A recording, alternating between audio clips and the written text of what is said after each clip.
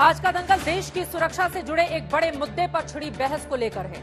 केरल में लव जिहाद, धर्मांतरण और लड़कियों को आतंकवादी बनाने की पृष्ठभूमि पर एक फिल्म बनाई गई है। इस फिल्म में सच्ची घटनाओं के हवाले से तथ्य दिखाने का दावा किया गया है और कहा गया है कि केरल में अंतर्राष्ट्रीय आतंकवादी साजिश के तहत हिंदू और ईसाई लड़कियों को लव जिहाद में फंसाकर धर्मांतरण कराया जा रहा है और उनका ब्रेन वॉश करके उन्हें आईसिस जैसे आतंकवादी संगठनों के लिए काम करने भेज दिया जा रहा है।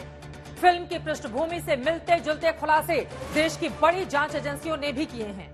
केरल से 100 से ज्यादा लोगों के आईसिस में जाने की बात पुलिस और एनआईए जैसी संस्था पहले ही कह चुकी है।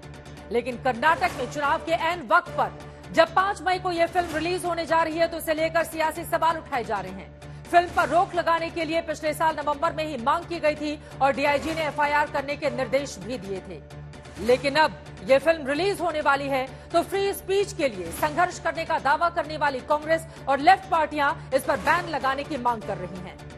ऐसे में सबसे बड़ा सवाल यही है कि क्या द केरला स्टोरी में लव जिहाद और आतंकवाद पर किए गए दावों की गंभीरता से जांच होनी चाहिए। क्या एक फिल्मकार को केरल का जो सच दिखाई दे गया उसे लेकर केरल और देश की सरकारें इतनी अनजान आखिर कैसे हो सकती हैं?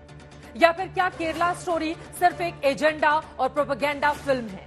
इन तमाम सवालों पर आज के दंगल में बड़ी चर्चा हम करने वाले हैं, लेकिन उसके पहले हमारी ये रिपोर्ट देखिए।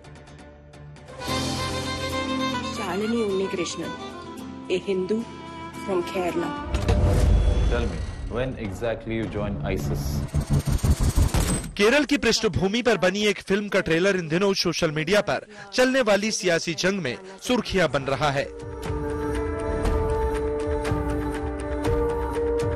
ये ट्रेलर है एक फिल्म का जिसका नाम है द केरला स्टोरी। उन्हें करीब लाओ, खानदान से जुदा करो। ये फिल्मी कहानी है केरल की उन 32,000 लड़कियों और महिलाओं की जिनकी गुमशुदगी के राजपाश का दावा इस फिल्म में किया गया है। मजहबी कट्टरता का इस्तेमाल करके कैसे हजारों मासूम लड़कियों को आतंकवाद और गुलामी के रास्ते पर ढकेला जा रहा है। ये कहानी उस सच्ची घटनाओं पर आधारित बताई जा रही है। 26 अप्रैल को जारी हुए द केरल स्टोरी के ट्रेलर की शुरुआत एक हिंदू परिवार की college going student Shalini Unnikrishnan की कहानी से होती है। शालिनी उन्नीकृष्णन को कैसे लव जिहाद में फंसाया जाता है, कैसे उसे प्रेम जाल में फंसाकर धर्मांतरण के लिए मजबूर किया जाता है और कैसे धीरे धीरे उसका ब्रेन वॉश किया जाता है, ये कहानी में दिखाया गया है। इस दुनिया को सिर्फ अल्लाह चलाता है, ओनली अल्लाह। फिल्म के प्रोड्यूसर विपुल अमृतलाल शाह का दावा है वर्षों के शोध और तथ्य परक रिपोर्ट पर आधारित इस फिल्म में केरल में आतंकवादी संगठनों की साजिश का प्रमाणिक चित्रण किया गया है। कबूल है।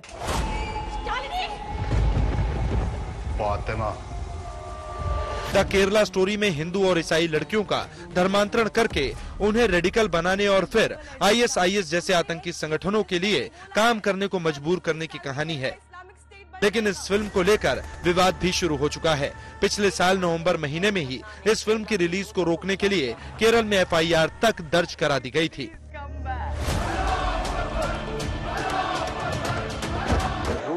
Left front in Kerala and the Congress party are up in arms against this movie.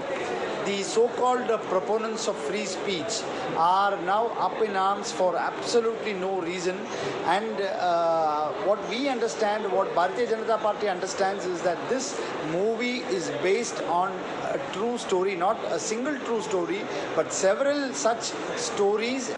अब जब कर्नाटक में चुनाव है और ऐसे वक्त पर ठीक 5 दिन पहले द केरला स्टोरी रिलीज हो रही है तो धार्मिक ध्रुवीकरण को लेकर भी सियासत शुरू हो चुकी है।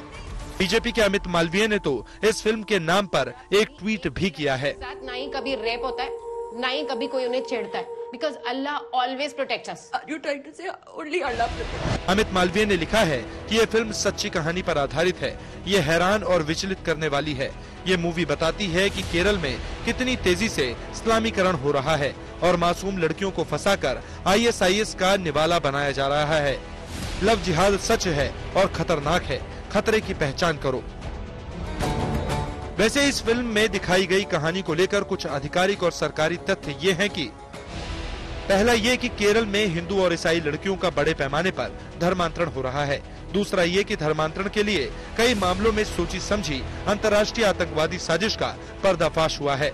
तीसरा ये कि केरल में कई लोग आतंकवादी संगठन ISIS के लिए काम करने जा चुके हैं। अब वो अपना शौहर कबूल है। दूसरी तरफ इस फिल्म को इस्लामोफोबिक और प्रोपोगेंडा बताने वाले पक्ष का सवाल है कि फिल्म में दावा किए गए 32,000 लड़कियों के धर्मांतरण का आंकड़ा काल्पनिक है।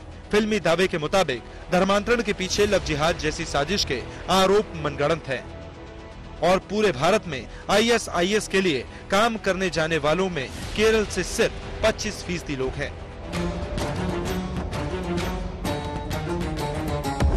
फिल्म में किए गए दावों और तथ्यों में फर्क हो सकता है। ये भी संभव है कि ये फिल्म किसी खास राजनीतिक एजेंडे पर फिट बैठती हो, लेकिन फिल्म के निर्माता निर्देशकों का दावा है कि ये केरल की सच्चाई है और अगर उस सच को समाज के सामने लाने का साहस किया गया है तो वो समाज को आने वाले खतरों से बचाने की ही एक कोशिश है। तिरुवनंतपुरम से शिबिमोल केजी के साथ आज तक ब्यूरो।